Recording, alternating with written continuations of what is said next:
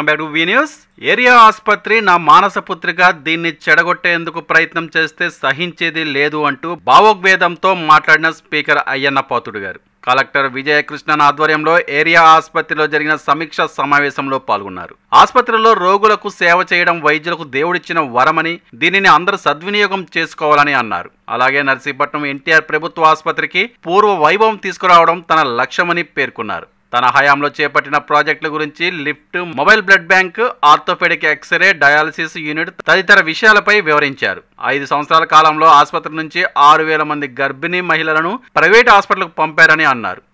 2018లో నెలకు 500 డెలివరీలు జరిగేవి, ఇప్పుడు ఎంత జరుగుతున్నాయని ఆసుపత్రి సూపరింటెండెంట్ డాక్టర్ నీలవేణిని ప్రశ్నించారు. కొత్త ఎమ్మెల్యే ఇంకా ప్రమాణ స్వీకారం చేసి 3 నెలలైనా కమిటీ వేయకపోవడంపై ప్రశ్నించారు. ప్రైవేట్ ఆసుపత్రులకు రోగులను పంపించడంపై అభ్యంతరం వ్యక్తం చేశారు. మొబైల్ బ్లడ్ బ్యాంక్ ద్వారా గత 5 సంవత్సరాల కాలంలో ఎన్ని యూనిట్ల రక్తం సేకరించారో తెలియజేయాలని కోరారు.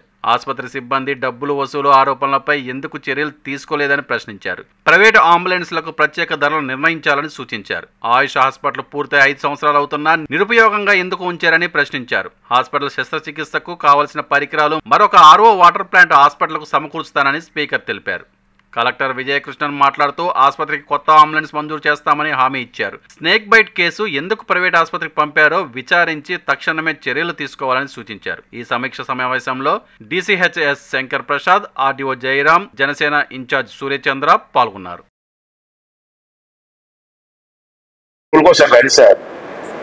మీరు వచ్చిన పిల్లలు నేను వస్తాను, నేను మొదలనే సార్ నా మానస పుత్రిక అంటాను. హాస్పిటల్ నా కూతురు లేదు అంటున్నాం. నా కూతురు లేరు, మీరు ఉన్నారు. అంచేత నాకు ఇంట్రెస్ట్ అది ప్రత్యేకంగా, అంతకంటే ఏం లేదు. ఓకే అండి, మీరు కోఆపరేట్ చేయడం మంచిదండి. ఇది చాలా అదృష్టమైన పోస్ట్ మీది.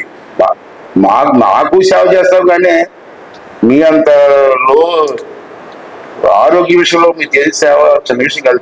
అది మీకు భగవంతుడికి అదృష్టం. నేను అనుకున్నాను ఇంజనీరింగ్ డాక్టర్ అవుతామని, నాకు కనపడిపోయి పాలిటిక్స్లో వచ్చాను.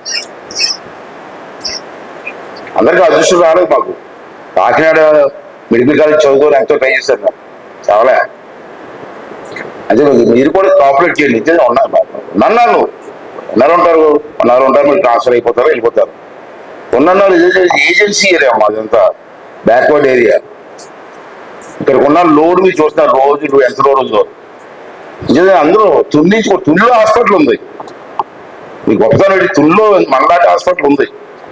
అక్కడికి వచ్చేస్తారు. నేను అడిగాను, మీ హాస్పిటల్కి వెళ్ళంటే సరే ఇక్కడ బాగా చూస్తారంటే ఇక్కడ వచ్చేస్తారు. ఆ పేరు ఉంది హాస్పిటల్కి. చింతపల్లి నుంచి వచ్చేస్తున్నారు. చింతపల్లి హాస్పిటల్ ఉంది. ఆ చింతపల్లి హాస్పిటల్ నేను పెట్టిందమ్మా. చంద్రబాబు నాయుడు టైంలో బిల్డింగ్ అది నేనే కట్టించాను. పాడేరు అన్ని నేను కట్టించింది అప్పుడు, నేను మంచి వాళ్ళు. చింతపల్లి నుంచి కూడా అక్కడ ఎవరు హాస్పిటల్ ఇక్కడ వచ్చేస్తున్నారు.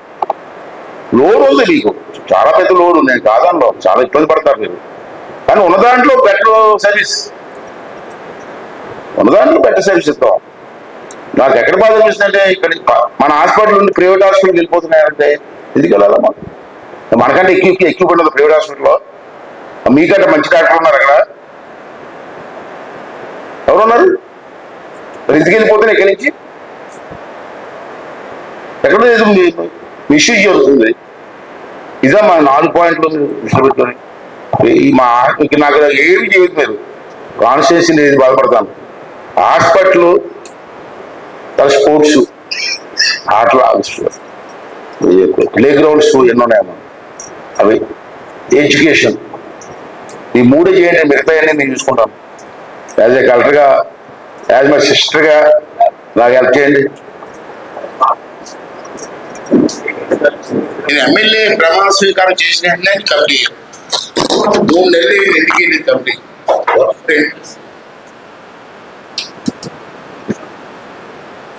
ఇచ్చారు. ఎమ్మెల్యే ఎమ్మెల్యే అయినంటే నువ్వు కమిటీ ఇచ్చావు. ఎదిగేలేదు, మీ ఇంట్రెస్ట్ చేయండి. ఎందుకమ్మా ఇది ఎన్టీ రామారావు గారు ఇచ్చారు మీ హాస్పిటల్. ఇంటిలో స్మాల్ హౌస్ ఉంది, రామారావు గారి దగ్గర నేను పంపించాను.